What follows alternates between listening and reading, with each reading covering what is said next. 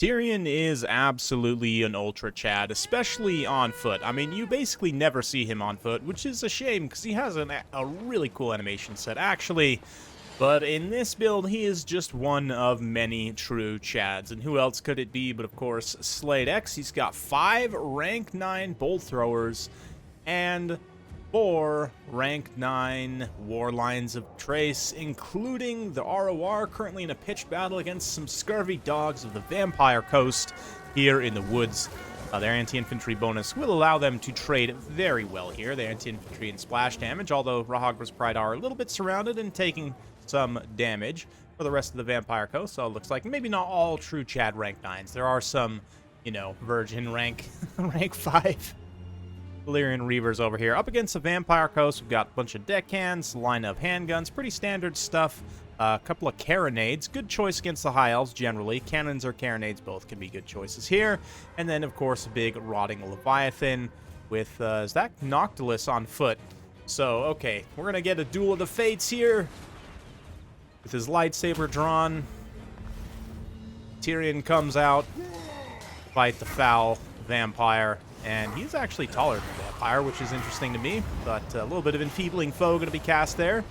Tyrion, very cool, showy, kind of flashy animations. The Lions, meanwhile, come out of the woods and just immediately collapse into the back here, along with the Reavers. We're going to keep it in cinematic cam as the Elves hammer home their charge into the foul zombie horde. Of course, this is going to evaporate the zombies reasonably quickly. Not super quickly. They do have quite a bit of HP still. But the big threat for High Elves, a little bit of a misplacement there. Quick on the, yeah, it's unfortunate. You can't do everything right. And even the true Chad like Blade will make some mistakes. You got to give your opponent a chance to actually win, right? Anyway, that Sun Fang there, a little bit misplaced, unfortunately. But it looks like actually one carronade, yeah, 2 carronades. By mixing up the carronades and the mortars earlier. Anyway. Fun stuff. We got more summons bogging down Tyrion, and just the blob is very real at this point. Warlines, unfortunately, not immune to psychology. They do get terrified away by the big crab, and I mean, it is good to take out the carronades, especially once they start crumbling. The crews will crumble, and I believe if they're still holding the cannon, so to speak, then the cannon will also die to crumbling damage, at least unless they changed it. But right now, the bolt thrower is all going to start to focus on the Leviathan. Definitely a good call. At this point, it's absolutely the biggest threat left to the High Elves army, and I mean, in terms of the actual High Elves army, they're running out of steam a little bit here. The Warlines are still out there finishing off one scurvy dog, and we'll be coming back up and around. We've still got these other 2 war lions left. The Rahagra's Pride looks like did buy the farm, unfortunately, to all the doggos, but there you go. So kind of pulling back, getting a nice full surround here, playing it very patiently. You can see the Vampire Coast player trying to hide the Leviathan in the woods to a degree, but then the bolts are just going to switch on to Noctilus, who is out in the open, and being a slow infantry lord, can't really stand against this. I mean, although it is bonus versus large, right? It's still 169 overall weapon damage per shot. That high refire rate, or about 169 damage per shot, rather over 10 seconds, does include the reload rate, right? And for those of you guys who don't know, XP chevrons do increase reload rate. If you mouse over an XP chevron and game through, it will actually tell you how much leadership, melee, defense, attack, and reload skill it gives.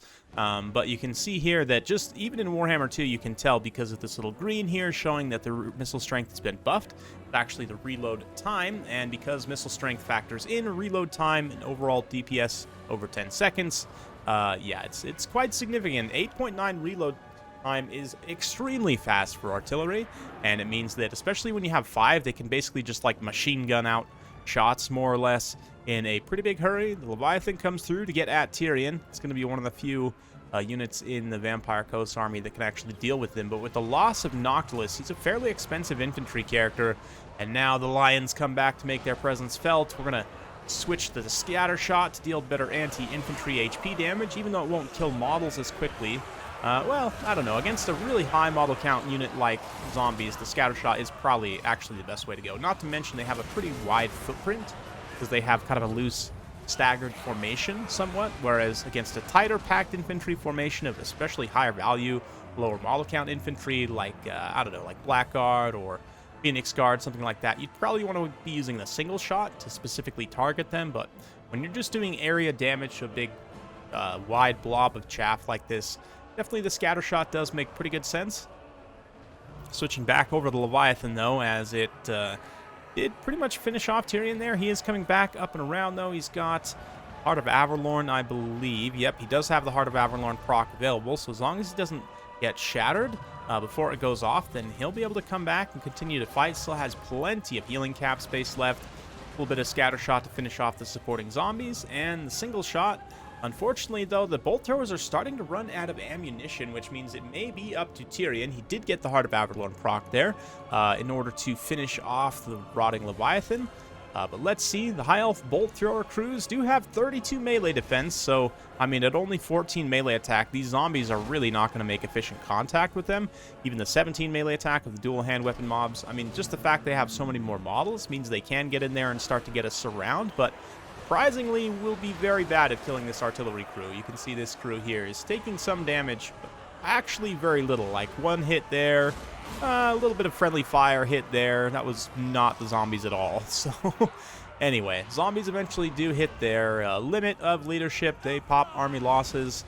Leviathan goes down to Tyrion out in the far ground, and those other war lions still just making their home in the woods, you know, digging some dens, having some cubs, all that fun stuff. Big thanks to Slade for sending that one in. And in terms of the rank 9 Chad builds, this is probably one of my personal favorites just because I love War Lions as a unit, and I think they're criminally underutilized, so love to see them, especially in a wild situation like this. But it kind of does make sense, you know, the wide artillery approach versus a faction like Vampire Coast is not necessarily that uncommon. It's actually fairly standard, and if you can then use that with strong mobile forces to pull them out of position, pick them apart, hit and run, and just drag them down in that way, it's definitely an effective way of fighting, even, you know, besides ridiculous Chad builds like this. You know, even more standard builds, like one of my favorite Beastman builds, just to take Cygor, maybe double Cygor, throw rocks.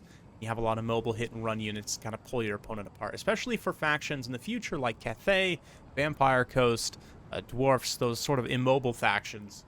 They are the most vulnerable to that type of attack, certainly. But fun one here. Hopefully, guys enjoyed watching that as much as I did. Going over the army values here. It's Tyrion putting up a respectable 1788 on foot, 10,000 damage dealt overall. Pretty good stuff.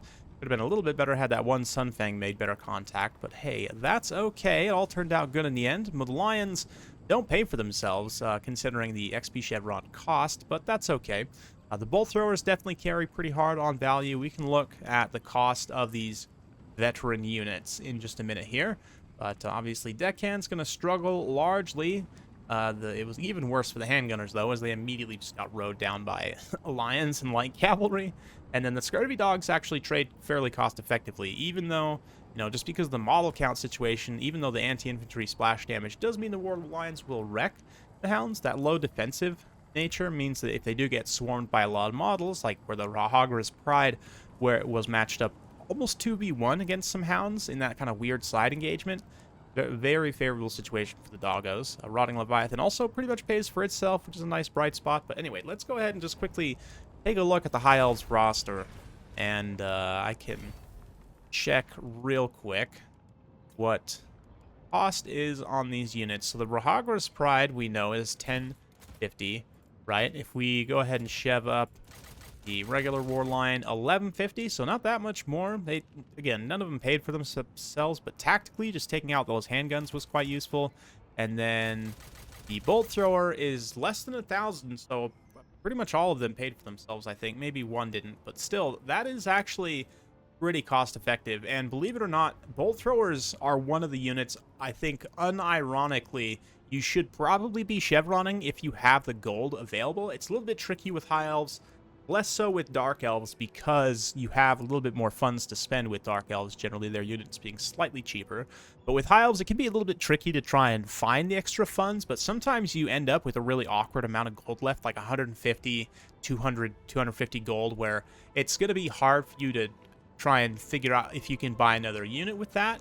Instead, you can just come in here, if you have a bolt thrower, dump some chevrons onto it, because the extra fire rate is significant. It's an over 10-second reload time without the chevrons, and I mean 300 points is quite a bit of extra to pay, but it gives you a much better fire rate, and the accuracy as well is significantly improved. So hopefully you guys enjoyed watching this. If you do like this sort of content, be sure to like, subscribe, hit that bell notification. Every time I upload a new video, you'll be notified. Thanks again. We'll see you next time.